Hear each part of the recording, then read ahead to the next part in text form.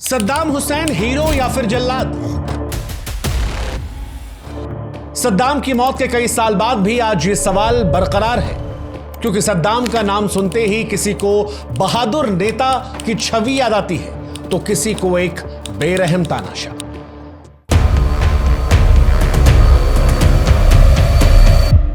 वो आदमी जिसने इजराइल पर मिसाइलें दागी और जिस जगह से मिसाइल छोड़ी गई वहीं पर मस्जिद बनवा दी। कुछ लोग उसे अरब की शान कहते हैं जिसने पश्चिमी ताकतों को खुली चुनौती दी। वो शख्स जिसने अपने खून से कुरान लिखवाकर धार्मिक जुनून का सबूत दिया। वो शख्स जिसने अपने देश की जब बागडोर संभाली तो अपने देश में विकास के लिए खूब काम किया, सड़कें बनवा दी, स्कूल खुलवा दिए, अस्पताल खुलवा दिए, नौकरियां दिलवा दी। लेकिन एक दूसरा पहलू है जो उसे निर्दयी तानाशाह भी मानता है। ये मानता है कि सत्ता की खातिर उसने लोगों की जान ली, उसने अपने लोगों के दिलों में डर पैदा किया, विरोध करने वालों को मरवा दिया, कुर्दों पर जहरीली गैस बरसा दी, बेगुनाहों को मारा। इराक की सत्ता संभालने के बाद वो धीरे धीरे तानाशाह बन गया। सद्दाम की कहानी सच कहें तो आसान नहीं है। एक ऐसा किरदार है जिसे कुछ लोग नायक मानते हैं, कुछ खलनायक। उसकी जिंदगी ने दुनिया को हिलाकर रख दिया था और इसी वजह से सद्दाम को लेकर दुनिया में राय बटी हुई है। उसकी मौत पर अमेरिकी भी रोने वाले हैं तो उसके जीते जी अमेरिकी ही दुश्मन है। इराक से लेकर दुनिया भर में सद्दाम के प्रशंसक भी हैं तो सद्दाम को नफरत की निगाहों से देखने वाले, सद्दाम को तानाशाह मानने वालों की भी इस दुनिया में कोई कमी नहीं है। और इसीलिए सवाल आज हम पूछ रहे हैं कि क्या सद्दाम हुसैन एक बहादुर नेता था या फिर खूंखार तानाशाह, या फिर वो दोनों था। और शायद यही सद्दाम हुसैन की कहानी को खास बनाता है। इस कहानी में हर एक पन्ना हम खोलेंगे। अब सद्दाम की कहानी को शुरू से शुरू करते हैं।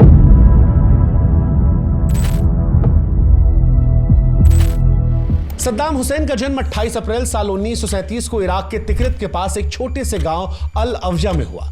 सद्दाम का बचपन आसान नहीं था। यह ऐसा था जैसे नंगे पांव कांटों पर चलना, हर कदम पर तकलीफ थी।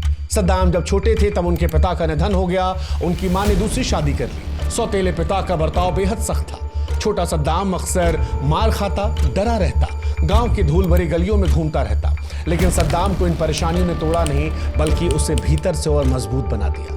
उसके अंदर एक जिद थी कुछ कर दिखाने की। गांव में स्कूल ठीक नहीं थे, लेकिन सद्दाम को पढ़ाई का शौक था। उसे किताबें पसंद थी, वो घंटों पढ़ता और बड़े बड़े सपने देखता। 1950 के दशक में जब वो थोड़ा बड़ा हुआ तब अपने मामा के पास इराक चला गया। उसी इराक में उसने पहली बार बड़ी बड़ी इमारतें देखी, भीड़ भरी सड़कें देखी और यहीं पर अपने मामा के साथ मिलकर जोश से भरी राजनीति का कहरा सीखा। यहीं से सद्दाम की वो कहानी शुरू हुई जो एक गांव के परेशान लड़के से उसे इराक की सत्ता के शिखर पर पहुंचाने वाले शख्स तक पहुंचाती है। बगदाद पहुंचने के बाद सद्दाम हुसैन की जिंदगी ने रफ्तार पकड़ ली। अपने मामा की वजह से उसने बाथ पार्टी ज्वाइन की, एक ऐसी पार्टी जो अरब एकता, आजादी और समाज में बराबरी की बातें करती थी। ये बातें सद्दाम हुसैन को बड़ी पसंद आ रही थी। उसे लगा कि यही रास्ता है जिससे अपने देश को बदल सकता है और वो खुद आगे बढ़ सकता है।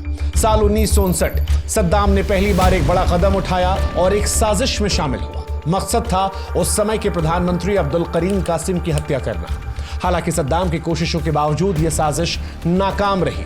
सद्दाम हुसैन ने साथियों के साथ मिलकर प्रधानमंत्री पर गोलीबारी की, अफरा तफरी मची, लेकिन जैसे तैसे प्रधानमंत्री बच गए और सद्दाम को वहां से भागना पड़ा। वो इराक छोड़कर मिस्र चला गया। वहां पर उसने कानून की पढ़ाई शुरू करी, लेकिन उसका मन किताबों में कम और सत्ता की गलियों में ज्यादा लग रहा था।